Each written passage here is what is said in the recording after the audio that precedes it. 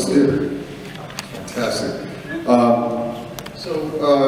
Just preemptively, I don't know how much you know about the film, but Gregg and I have been working on this project along with the rest of the band and the people that, our friends that surround us and help us get this project done. We've been working on this for 6 years. It's a film about the plight of the Native Americans as well as the music of Shadow Train, which is our band. And Gregg is the singer, I'm the guitar player obviously, Jimmy Deand on drums, Gabe Rosales on bass, Donnie Dickman on keyboards. We started out just jamming in the desert of the Paiute Reservation in Nevada, and we thought, you know what, we want our music to be about something rather than just be, about silly stuff, because we care. And let's do this, let's start not only having fun with our music, but then the music itself is deadly serious about things that really, really matter. And so we're having fun, but at the same time talking about things that the whole world needs to be talking about. So that's what this is about. Thanks for using your voice. Thanks for using your voice.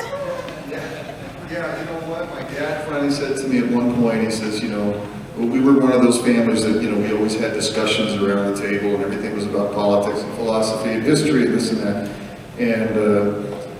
And I felt that I had let myself down, in my later years. I became a musician, but what did I really say? What did I do with my alleged talent? And I felt I was really way behind the curve in putting my abilities together with my compulsion to care for people and make the world a better place. So, as most of us do.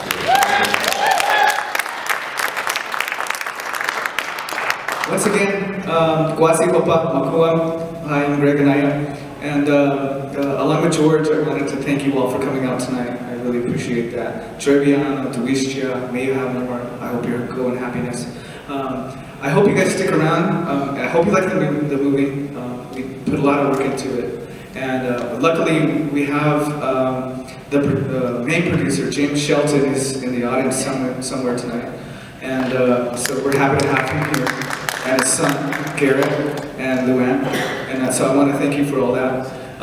So we're going to go ahead and screen the movie. And I hope you guys stick around because I think we're going to do some songs afterwards, right? Yeah, okay. So Romano's going to come, a friend of mine. Romero, he's going to come up here, we're going to play. Romero's going to come up here, we're going to play a little bit. We're on acoustically. We're going to do 3 songs, maybe we'll jam a little bit, and then we'll do a Q&A thing. We'll do the Q&A thing last. I don't know, maybe we'll do the Q&A thing first, because the movie will be fresh on your minds, and we can talk about it right at that point. We won't spend a lot of time doing that, then we'll get to the music, and that'll be it. Sounds good. Docking? No, it sounds good. Oh, okay. Listen, there's one other thing we wanted to talk about too. We got a pretty heavy message tonight. Oh yeah. Okay, so how do I go about this? Let's see. Okay, so John Trudell, we got to work with him in the film. He actually did a spoken word song on the album, Trail of Tears. But we just got news that he's on his way to see our creator. So it's just a matter of hours right now, is what we understand. So this whole show tonight is going to be dedicated to John Trudell.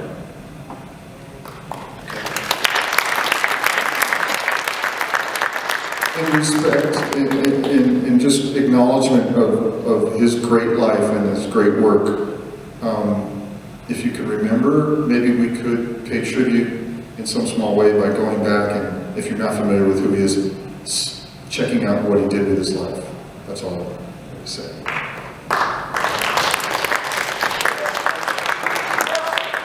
75 minutes. Yeah. I hope you guys, thank you. We'll see you guys in a bit.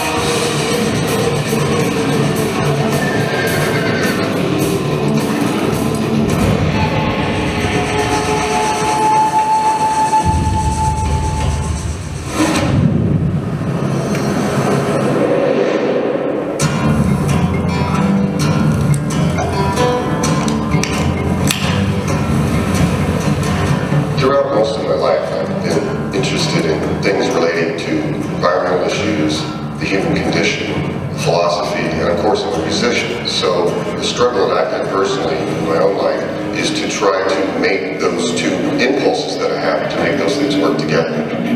Because I, like anybody else, would love to be proud of my community and my country and the rest of the people that I share this planet with.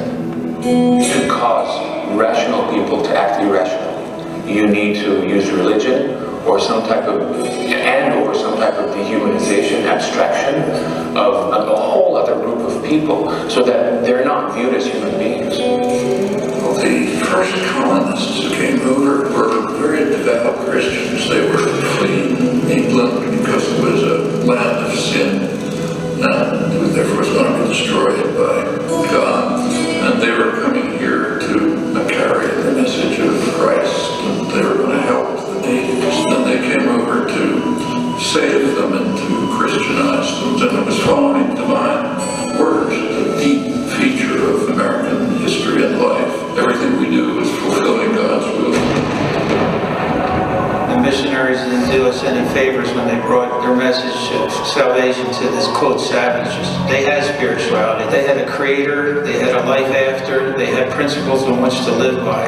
Part of the big picture of the fact that there are reservations is just so crazy to me. You know, it's a stolen country, and then, you know, okay, you get this much. No, it's that much. No, I'm sorry, we didn't mean that. Oh, you get that. Even on a legal level, it just seems to me just so outrageous that those broken treaties can stand. Everybody thinks that Native people get a check from the government every month, living off the fat of the land because of the casinos, when in fact, 95% of the profits from casinos go to but 5% of the people. People are putting money in these one-armed bandits all day long, and that money's flowing somewhere. You know, a lot of us, we personally, as a member, do not see the money directly. Of course, a lot of it, they say, is being spent on the people.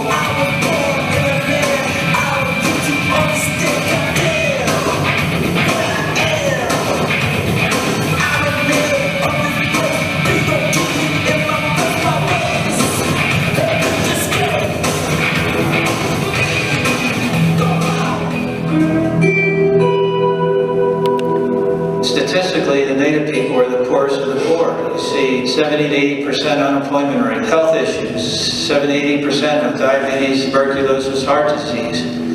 I mean, the list goes on and on. The Indian healthcare system is funded less than the federal prison healthcare system, for crying out loud. This sadness of the prevalence of the alcoholism and sexual violence and stuff like that, it's continuing the wake of the original crimes were committed, continuing this like outgoing, this outgoing like wave With of poverty and lack of education, Yeah. and you steal people's worldview, their land base, which is their resources. I mean, what do they have left? Yeah, exactly. Yeah.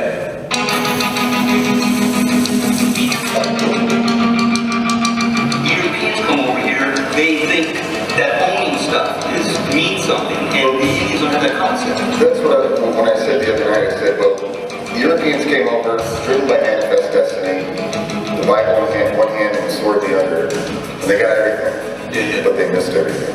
Totally. When I first started on this journey, there was just two of us. It was just myself and Vinny Castro. I met Vinny through a mutual friend. He's a political activist, environmental activist. He's an artist, a sculptor, a musician. This is way political. Just the two of us. Just the two of us. Nothing else. We had this idea of political activism through music, and we started taking trips out to the Paiute Indian Reservation, Shoshone Indian Reservation, out to New Mexico and Arizona. So we started jamming together.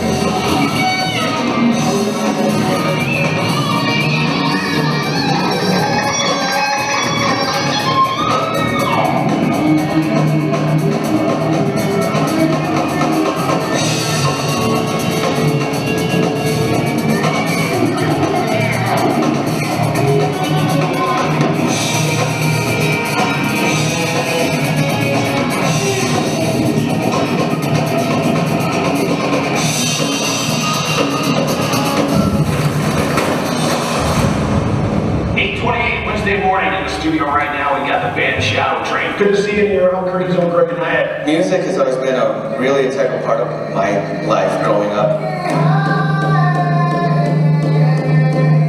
I come considered a race because of our languages. The Pueblo people are primarily located in the state of New Mexico. There used to be over 500 Pueblos just in that region only. Now it's diluted down into the 19. That was a pretty impressive list of people that you've been working with right before this. I've known Jeff Lopez for about 2 or 3 years, and Andy Summers from the police. Gregg Analla is such a strong political activist. He's a student of history, a student of politics, and a student of human nature. I started playing music at a pretty young age, just when I got inspired from listening to my parents. I picked up the bass when I was about 14 years old, and then just didn't look back. You know, my long-term goals of possibly the civil rights law degree. Civil rights and human rights is a thing that I take seriously, and so that is kind of like the path that I started going on, and I moved away from doing pop gigs because I felt like I was actually adding to the problem. If I'm backing up artists that were just making kids want to do drugs and drink and focus on material things, which is totally expendable and impermanent.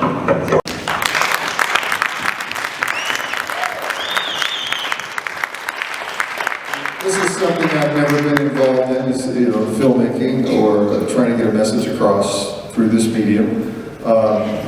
We learned a lot, something that we'll probably continue to do, hopefully better. But it was all very heartfelt. This comes from a very real place.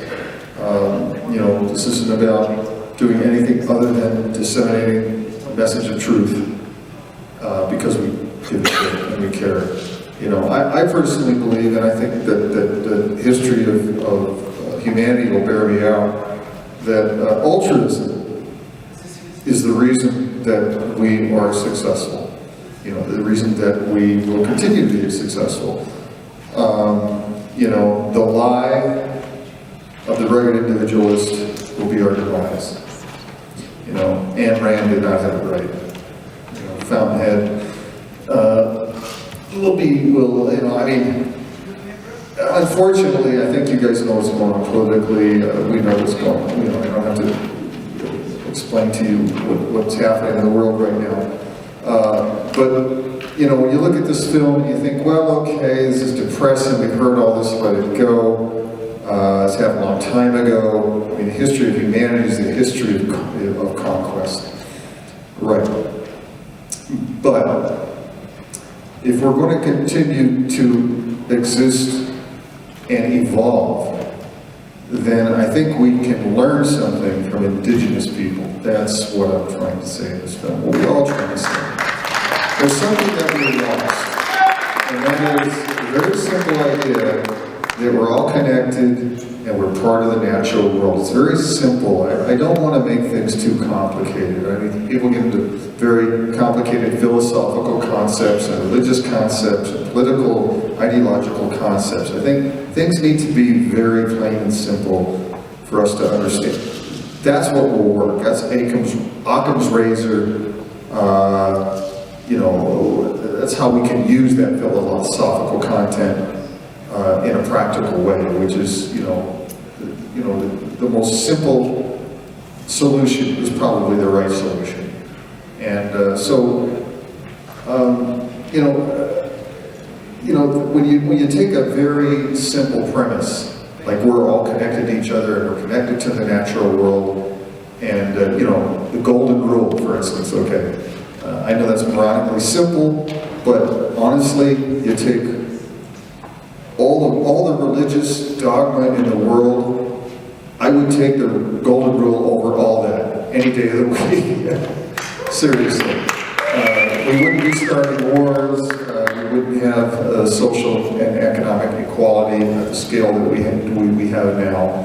And on and on and on. We can talk forever about this stuff. But the point of the film is that I hope that we can evolve as people, as individuals and collectively. Evolve. And I believe, and have been optimistic all my life, in human nature and people. And I've suffered because of that. But I will never abandon that faith. Not because I'm stubborn, but because I truly think that it is our redemption. Jesus is not our redemption. Money is not our redemption. we collectively are our own redemption if we believe in ourselves, and believe in ourselves in not the sense that, you know, we own the world or own each other or demonize others, but because we work together and we're all interconnected. And it's that simple, and we know that to be true, but there's things that come into our lives and come into the world, ideologies that come into our world, that corrupt this concept. This very pure, simple concept that existed with Native people and other indigenous peoples. And that concept is money and greed and fear. And that is winning right now. And I hope in my lifetime or beyond my lifetime that the opposite will eventually be true for my children and my grandchildren and all your children and grandchildren as well. So that's the point of the film. Ladies and gentlemen, George Lynch. Wasi Hopa Makuwam, thank you very much.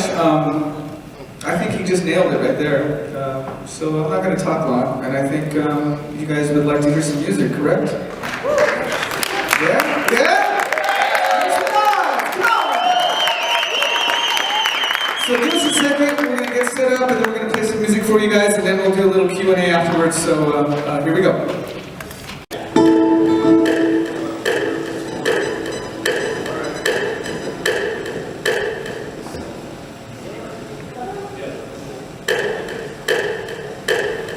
Check this out.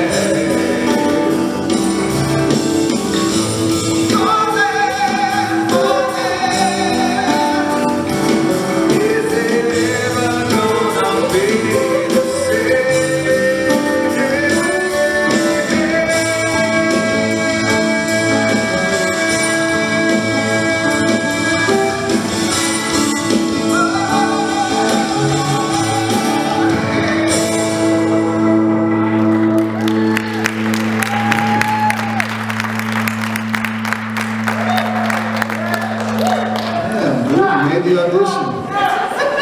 Am I in the band? You guys know Romero? Romero! He's kind of like an institution in Denver, right? Yeah. Romero? Tours Lynch. I'm happy. Gregg Analla, an amazing singer. Beautiful. Romero, do you remember when you were in Lynch for 2 days? Remember that? Remember when you were in Lynch for 2 days? I was in Lynch for 2 days. We had a singer, our regular singer. His name was, he's got a 3-letter name. What's his name? Well, his name will go unmentioned. But anyways, the original singer decided not to show up for the tour, like a world tour. It was booked 6 months in advance. We showed up at the airport, the singer texted us, he's not going to be there. It's like, what? We got to do the tour. We called Romero.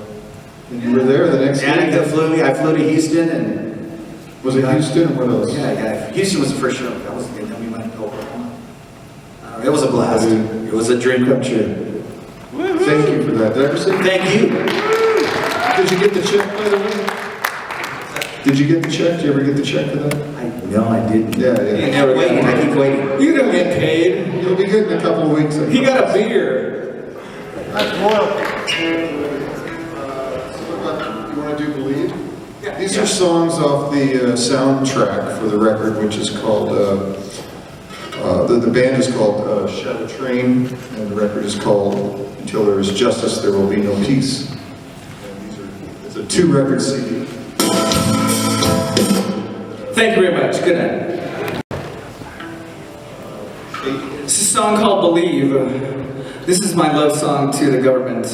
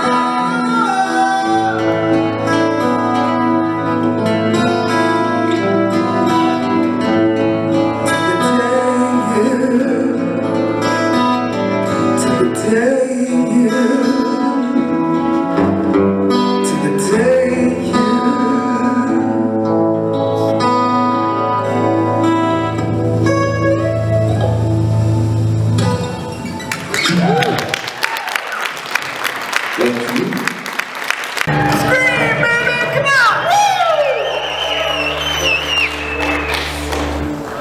gotta remember. I think it's 8. This one's 8. Okay. We got one more song, guys.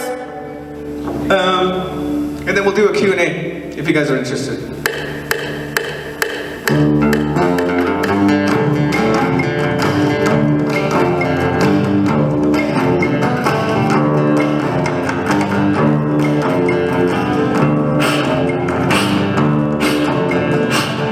Let me tell you about the world today, how the day behaved, living in the mire.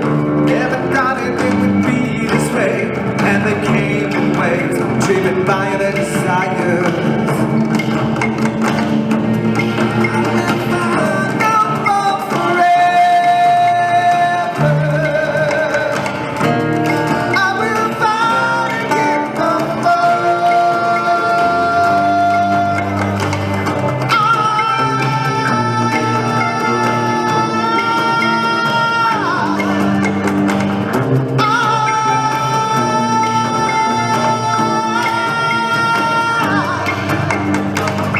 Is it ever gonna find a way?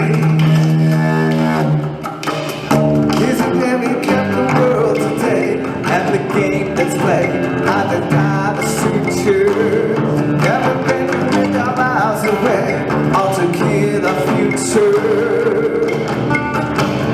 All we wanted was to help you there, just to forget the things of your father. But in return they gave us nothing but lies and drove us farther. I will find no more forever. I will find again no more. Tread the broken tricks and trees. I will find again no more.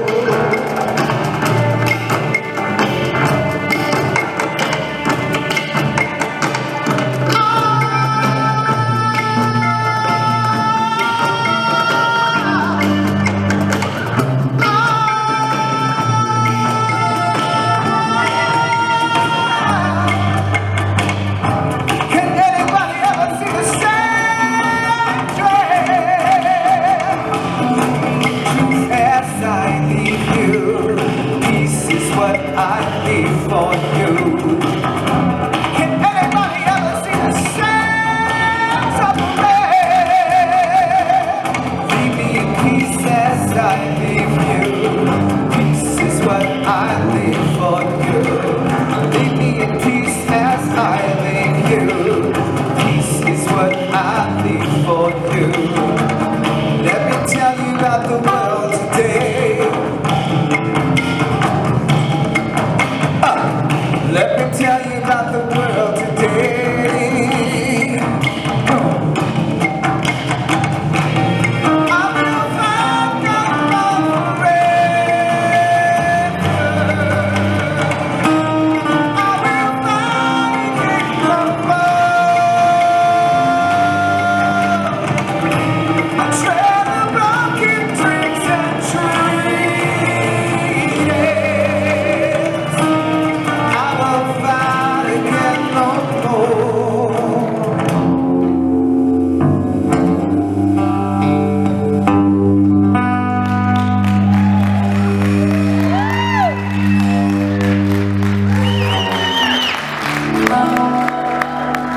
I never get to sing, man. It feels so good. So thank you guys.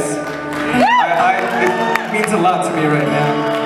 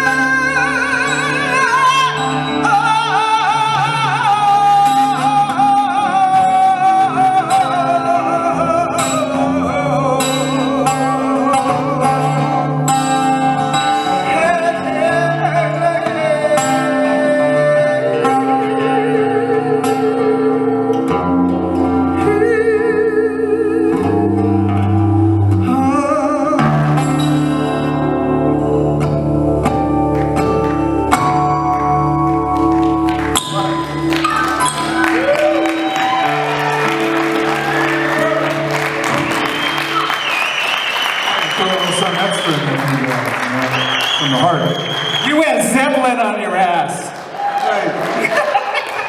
So before we go back to our hotel room, is there anything you guys want to talk about? I think we have a mic set up. Let's get some, if you guys got any questions you want to ask about the movie, come on up, we're going to get started. It could be about anything, music. You guys having a good time? Come on, give me some nods, right? Woo! What's happening in the world today? What's happening in Denver today? About that whole thing at the airport, what's up with that, the mosaic, I mean, what is that, right? You know what I'm talking about, right? Right. Thing on the wall about the apocalypse or whatever the hell is going on. New World Order.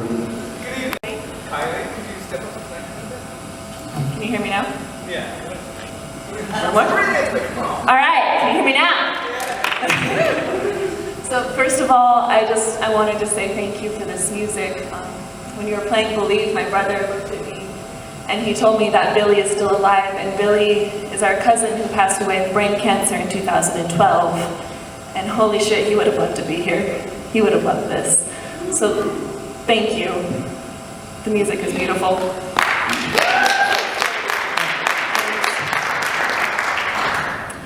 For my question, not really a question, but I was recently reading about the Saskatoon freezing deaths in Canada, and the movie that is coming out, or has possibly already come out, the article I was reading was kind of old, but I was wondering if you could share any experiences with what you experienced on that side, because I know our police, any kind of brutality is largely swept under the rug.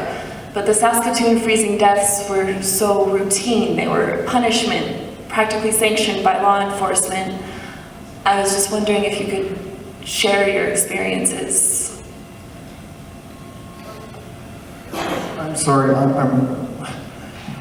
I only got half your question because I just put it up in the monitor. So tell me again, because it's important. I want to hear exactly. So the Saskatoon freezing deaths in Canada, the movie that was coming out and the articles that have been written, can you share your experiences kind of relating to that or along that same line where the brutality has just been so sanctioned and swept under the rug?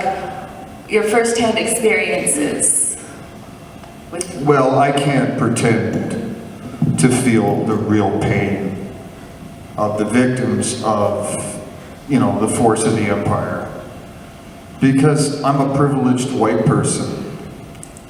Okay, so I grew up privileged, and but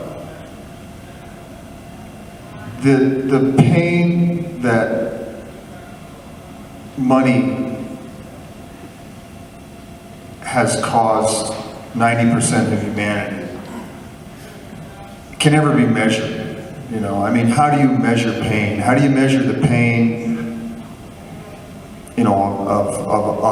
how do you measure the pain of a million gnats diving into the ocean? I mean, there's no way to measure pain. And that's the thing, you can measure money, and the moneyed interests, which have always controlled us, will always prevail until we realize that we are many, that we outnumber them. We really do. The question is, when we do prevail, will we become them?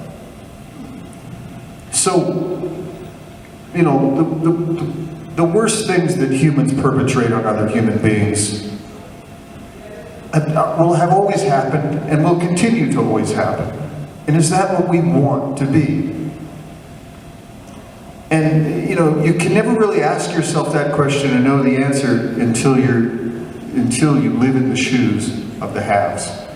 Until you're part of that elite. And so what I propose is that we create a system through policy that doesn't allow that to happen. And how do you allow that to happen? By creating a system that rewards equality, like a country, there's a country called Bhutan, you may know of it, between India and Tibet. And they don't have a gross national product. They have a gross national happiness, and it's a serious thing. And all the metrics that they take into calculation are things like the environment and people's satisfaction with their lives and their health and the economy. But the economy is one part of it. In the capitalistic system that we live under, you know, the good old boy, Chicago boy, you know, laissez-faire system, where, you know, I've got mine, fuck you, you know, that doesn't exist. You know, nothing else matters. Everything serves the corporate bottom line, which is, I mean, legally, corporations are required to do one thing, and that's hand over accelerated profits quarter over quarter to their shareholders, investors, and CEOs. That's it. That's the only thing that matters. Legally, that's all they have to do. And that's what rules the world right now. So the profit metric is applied to everything in nature, except things that matter. Except things that matter, like the health of the planet. But that's one of the health of human beings. Do we accept? That's one of the things we wanted to do with this movie, is to regenerate. Because you always see documentaries about Native Americans and, you know, the plight, but we wanted to re-energize that. And one of the things that I'm doing, I'm going to college now, and one of the things, I'm an educator, so one of the things I really wanted to do was develop a curriculum that really rewrites American history, so that we know actually what the US government has done.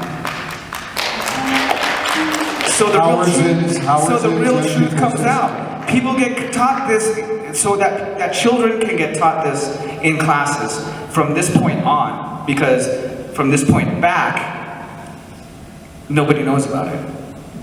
And it's just been, like you said, swept under the rug. So many people know about it, it's just, that's right. So it's good to see you all here and being passionate about what we're passionate about. And we're driven. So we're preaching to the choir, right?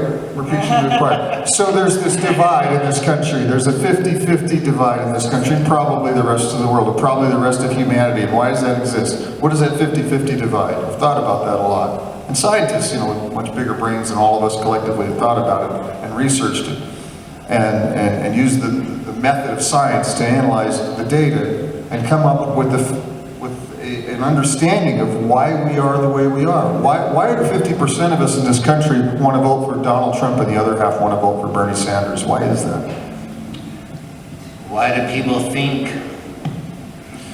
Well, we think differently. We think differently. That's what they've come up with. That's not me talking. That's our brains. 50% of us think compassionately. 50% of us are geared to think selfishly. Period. And it's been difficult. I mean, you know, we've gone and we toured, well, not toured, but we visited a lot of different reservations, and it's really different. It's, you know, when you see the struggles that people go through. You can see them. Yeah, and I'm Pueblo, I'm full-blooded Pueblo, so, you know, I have my reservations that we go and visit too as well. But this vehicle, Shadow Train, Shadow Nation, we really are inspired to try to go and just pick people up. And you saw that through, you know, George has been, he's been eloquent and energizing in his motives, where he gets the, you know, he gets people instruments, and, you know, that's inspiring for kids, you know, because they're stuck in these places. And you know, so I applaud him, and you should applaud him as well for doing that. There's great heroes out there. There's soldiers for humanity. There's Tom Morello, there's Howard Zinn, and there's Noam Chomsky, and, you know, 1,000 others, you know, that I can't name. Lemmy Kilmister. John Trudell. Who just passed away today, and yeah, you know. I mean, you know, and has it moved the needle? And will it move the needle? And that's why I brought up science. Because if 50% of us are wired to think in terms of Ayn Rand's Fountainhead, and just care about ourselves and operate out of fear and greed, and this myopic sense of, we're just, the others are evil, and demonize them and use warfare and everything we can to extract, steal their resources and turn them into slaves so that we can live this sort of exceptional lifestyle, this thing we call American exceptionalism, which is such a slap in the face to the rest of the world because we all share this planet. We all come from the same place. So, if it is brain wiring, if 50% of us are inclined to think, or not inclined to think, because you can't, listen, we all know, we have that uncle right at Thanksgiving. We've had these conversations. I have that. People that are on the other end of the political spectrum. You cannot talk people out of things. I mean, it's the way you're wired. It's the way you're built. How do we fix that? Is there a way to fix that? And that's where I'm stuck. And I'm open to suggestions. Serious question. What was your opinion of Ted Nugent before and after, and when you did this with him? Well, that's a perfect example of a person that's wired the opposite of the way my brain is wired. And you saw, because we were there for about 12 hours, and what you saw on that screen was the most hospitable moments we had in our conversation. Yeah, it got pretty intense there. Well, yeah, all of it was intense, and it was very frustrating, and I couldn't break through because there's no conversing with, there was a firewall in the ideology there. So I think I've always thought about that. You look at all the problems in the world, what does it come down to? It comes down to money. It really does. Money is an exchange of energy. It's how we measure that exchange of energy. And it should be equitable in an ideal, perfect world. But how do we enforce inequality? Well, we use religion, we use greed, we use fear, a lot of things. And that's it. And that's how simple it is. And listen, if you're on the receiving end of the benefits of that equation, you may not want to rock the boat. If you're a 1%er, you kind of like where you're at in life right now. You're okay with, people earning, $100 a year and having no health care and dying of AIDS in Africa or Asia or whatever it is, We don't care. We don't feel it. Do you feel their pain?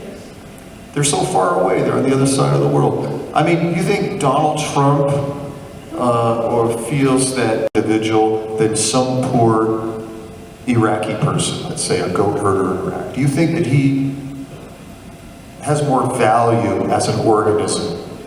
I think he thinks he does. And maybe some of us do too. Maybe some of us progressives feel that way as well, if we're honest with ourselves. I think they all do. I think they all do. Well, I think maybe we do too. Sure. So we got some learning to do. And we got some learning to do. Well, what stands in the place of us not being able to feel someone's pain on the other side of the planet? And the pain that we've inflicted on them through drones, through warfare, through extraction of their resources and crashing their economy and keeping them goat herders in caves. Why do we not feel that pain? Like we feel the same pain for a kitty caught in our neighbor's tree where the firemen have to come save it. Why don't we feel the same amount of pain for that brown family? Lack of empathy. And it looks like... But what causes empathy? Because we're not exposed to it. We don't feel it. They're not right there. What could give us that empathy? What could expose us to that empathy? The media. Who controls the media? There isn't a medium anymore. Well, hopefully a free, open internet will help solve that problem. Free world enterprise, really what does it really consolidate to? Are we really trying to consolidate?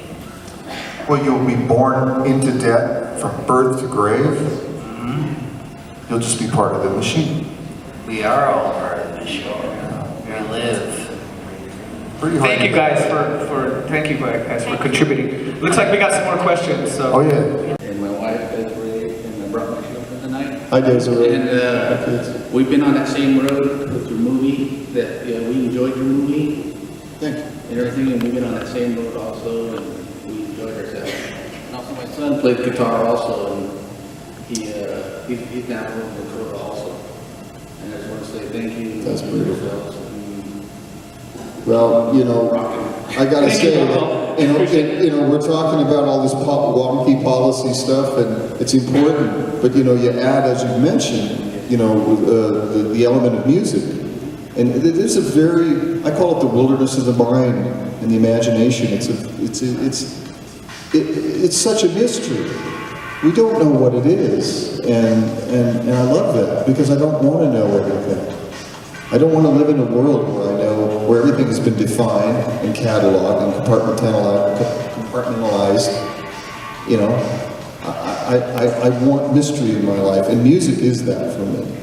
It's the wilderness of the mind, and it's, I don't know, you know, and so teach your children through music, because music, you know, as I said, on reservations, they just gravitate to, dude, we see these bands, seriously, right? Yeah, and so these instruments. We inspired you and your family to these kids would travel 30 miles, 50 miles through the snow to play with their friends on a winter night in a chicken coop, you know, plugged into a generator in freezing temperatures with crappy equipment in a barn or something. I mean, I'm not making that up. I mean, that's how much they love their passion.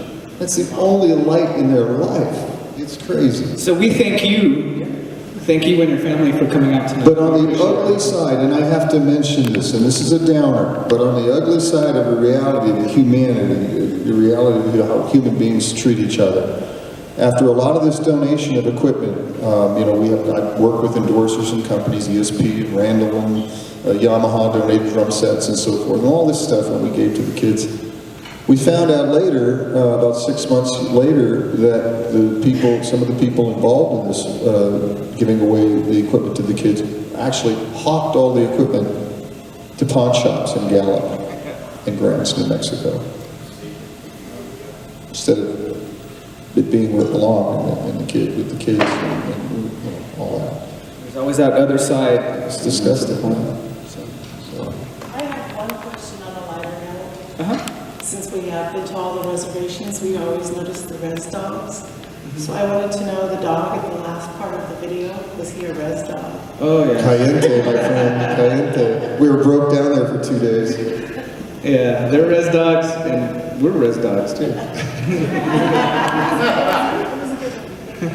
First question, I was wondering how, if you guys could give any advice to normal people like us, how we could go and make a difference for the Native Americans, what we can do as individuals to try to, I guess, reconcile all this terrible injustice. Thank you very much for that question. And I was just wondering if I could just get George's autograph. That was my second question after the We're normal. We're normal. Right after the Q&A, $12 I'll be out here at the, no, sounds good. Of course, absolutely. Autographs are easy. Appreciate that. Thank you very much.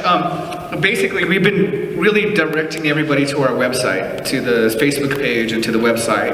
And we're setting things up to where people can make donations, and actually you don't even have to make a donation. You can just utilize your voice, utilize that keyboard, put down your thoughts, let people know what's going on, because, you know, this really is an old subject.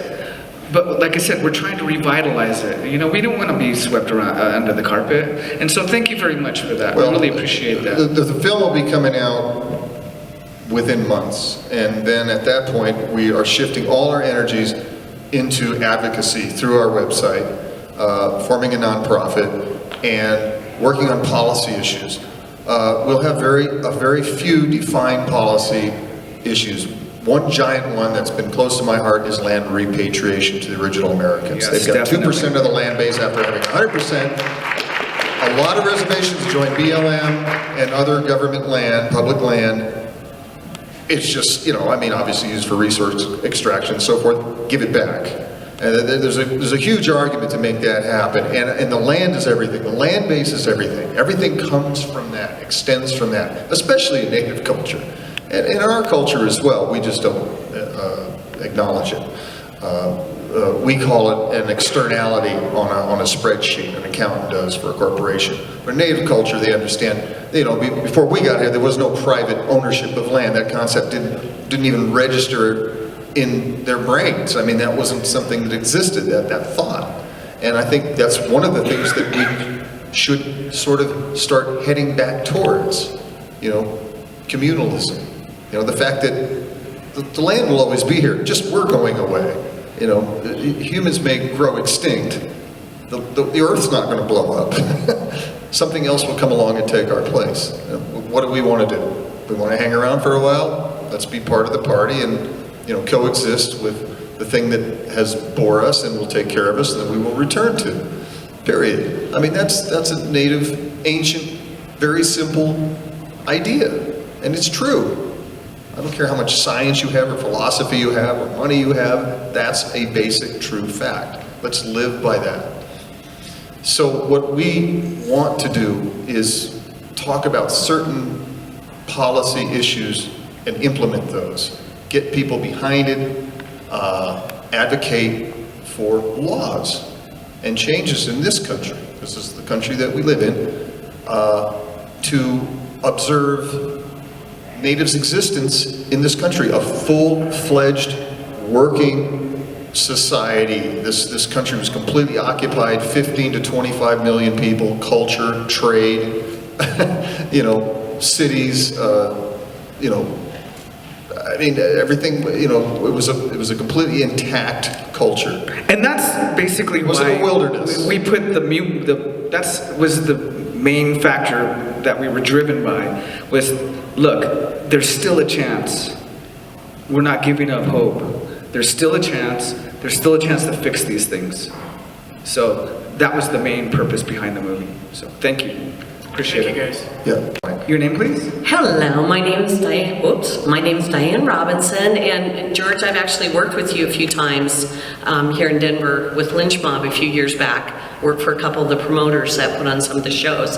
And one of the things I remember most, over and above even the Lynch Mob show, was you talking to me about this project.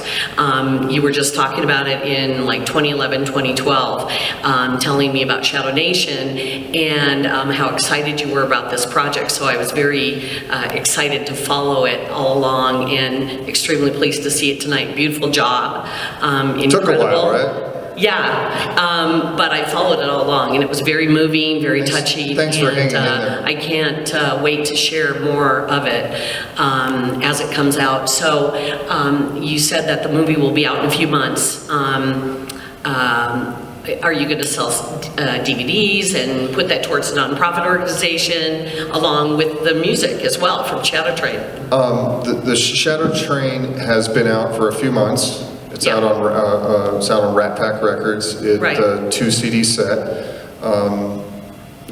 Shadow Train wrote all the songs. It doesn't have the songs from Chili Peppers and Rage and all that. It's not actually a soundtrack, but a lot of the songs that are on the record, portions of it are in the movie. And some of the stuff we even played here tonight are on the record. The film, we're hoping, we're down to the wire here with a couple of companies possibly getting distribution. That's the nuts and the bolts of the business. We've been very frustrated, first-time filmmakers trying to get this film out there. We've done some film festivals, we've got some recognition and some awards.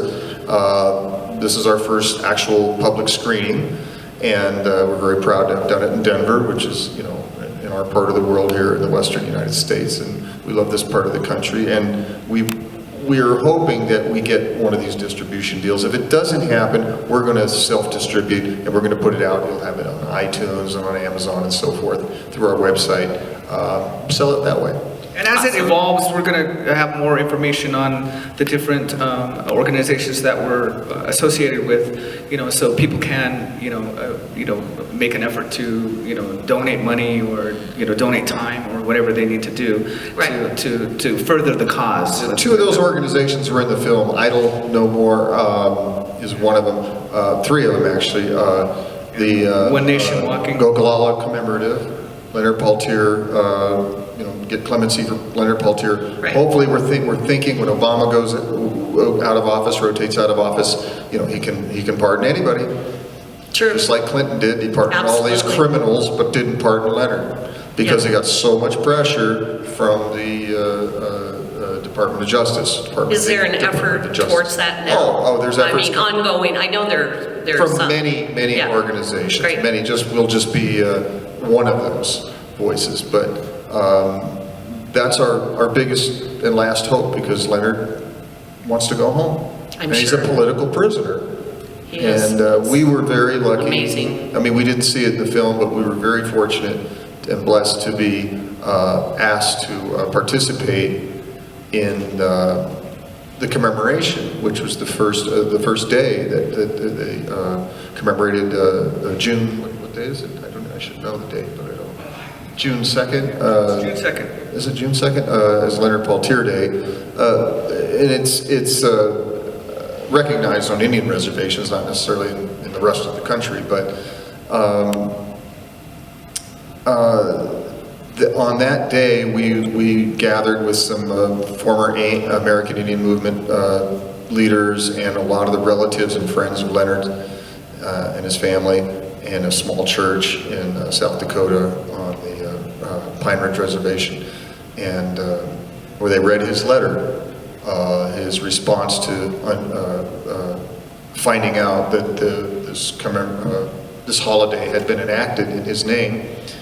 And it was very heavy, and actually Gregg read the letter, and it was a beautiful and sad moment, very powerful. Then we walked a couple miles to Jumping Bull, and if you know the history of Leonard Peltier, or if you want to find out about it, watch a movie called The Incident at Oglala, which tells the story in very objective, fair, truthful terms, which is where everything went down, which led to his arrest and the murder, or the shooting of the 2 FBI officers. We were very fortunate to be there, and it was a very powerful day for us, and we dedicated ourselves to seeing if we can help release an innocent person and allow him to go back, because he is really like the Martin Luther King of the Native American community. He is, he's just he stands for so much. He stands for hope. And that hope is in a cage right now. And that's for all of us. It really is. It's not really, I mean, the larger statement here is not really about a certain, type of people. It's really about all of us collectively, because we're damaged as well. We're hurting ourselves.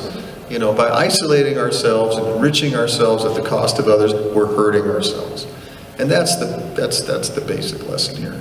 And that's, and spirituality can tell us these things. There are things in Zen and Buddhism and so forth, and good aspects of Christianity that will reveal these things to us.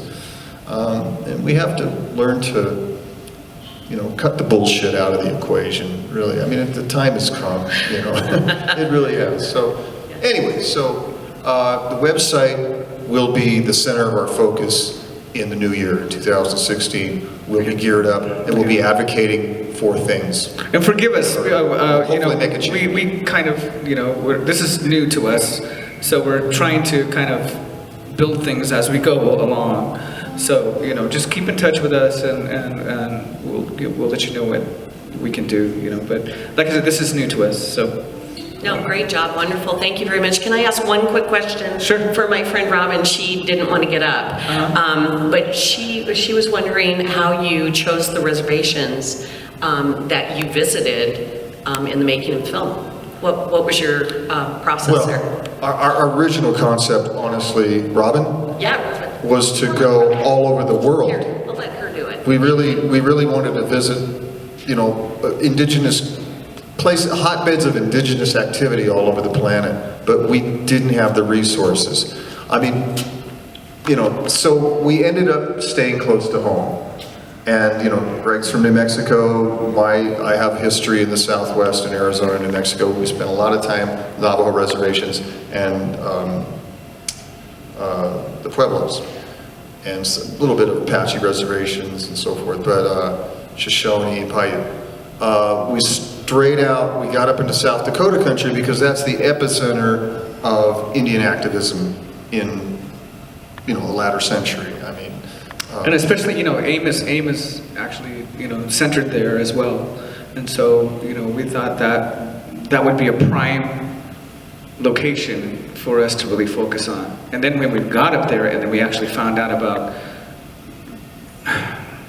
the whole white clay situation and the battle on alcoholism and things like that, you know. Well, the fact that also, you know, a lot of the native people, I mean, obviously that they're really not sovereign nations. They're land held in trust by the federal government, which is disgusting. Because what that means is you're a ward of the state and you're not a grown-up enough to manage your own resources. And we're not really thinking they're not grown-up enough. It's just, we want your resources. And we don't control everything in your lives except the things that really don't matter to us financially. So have you ever seen a native bank on a reservation? Have you seen any enterprise happening there? Why isn't there enterprise? Why isn't there business happening? You know why? Because they can't get financing. Why can't get their financing? Because they have a little bit of sovereignty in that if somebody invests on a reservation, their money's at risk because they don't have the kind of guarantees they have in the greater America off-reservation.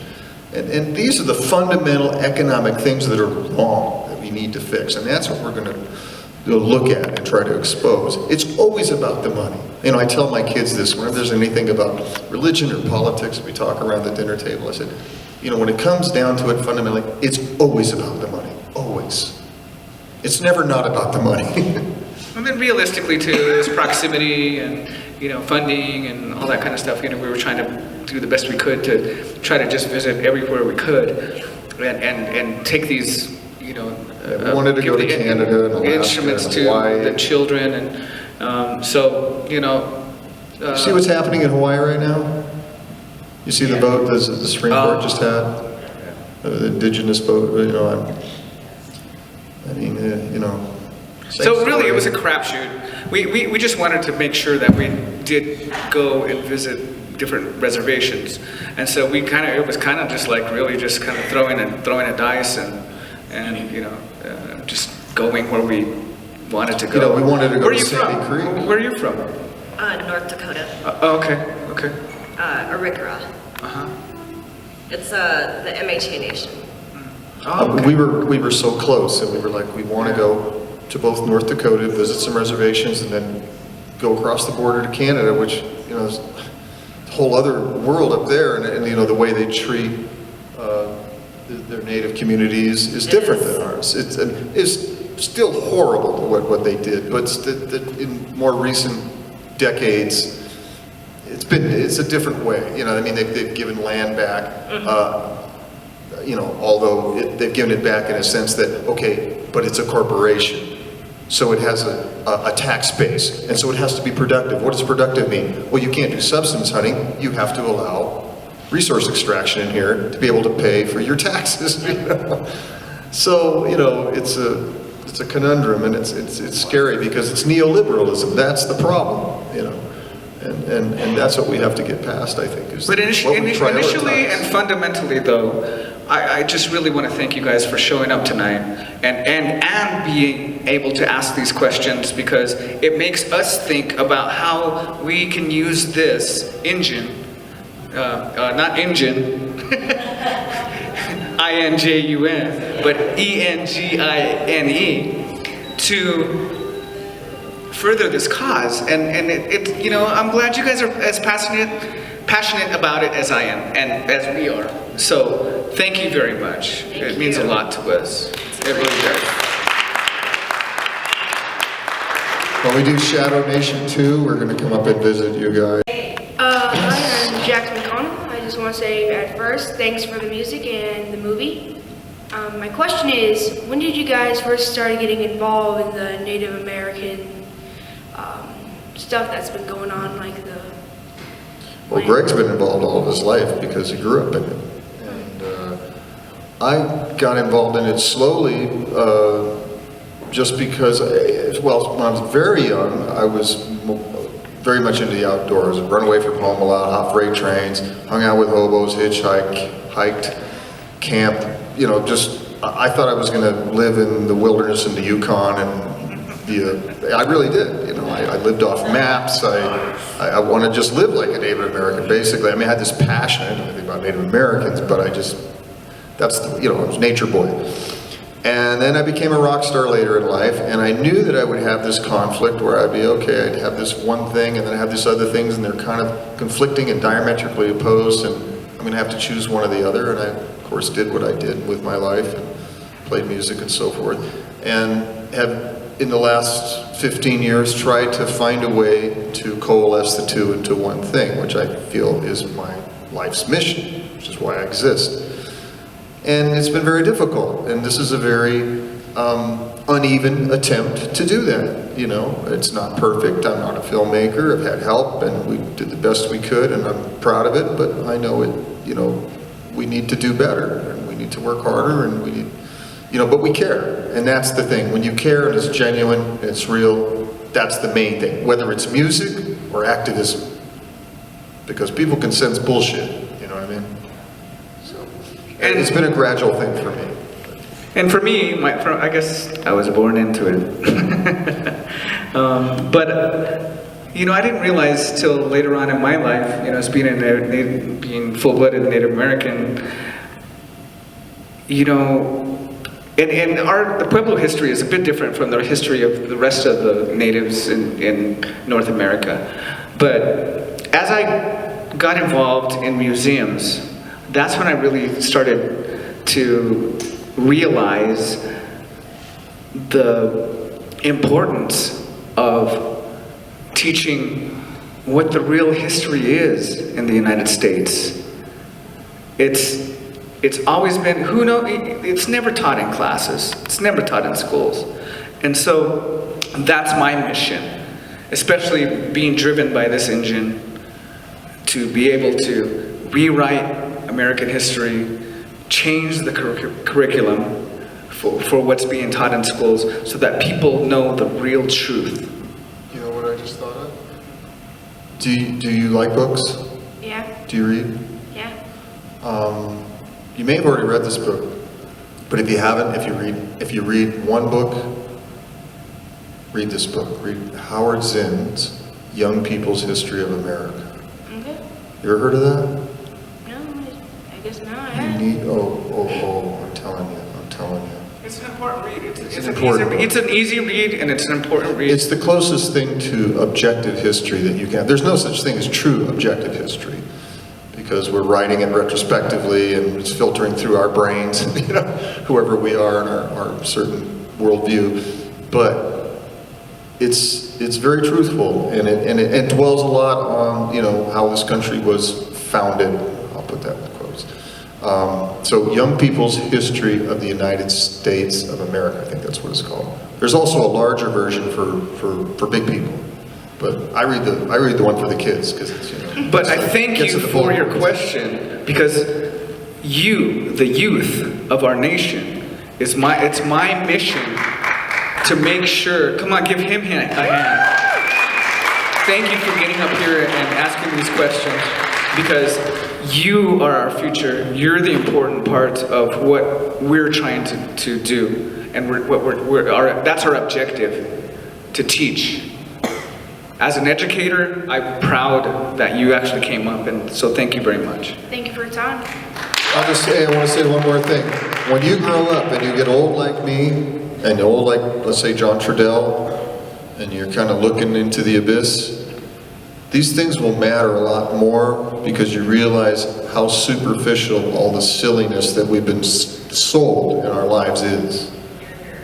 You know, the rock stardom, the material things. Hey, we thank you guys so much.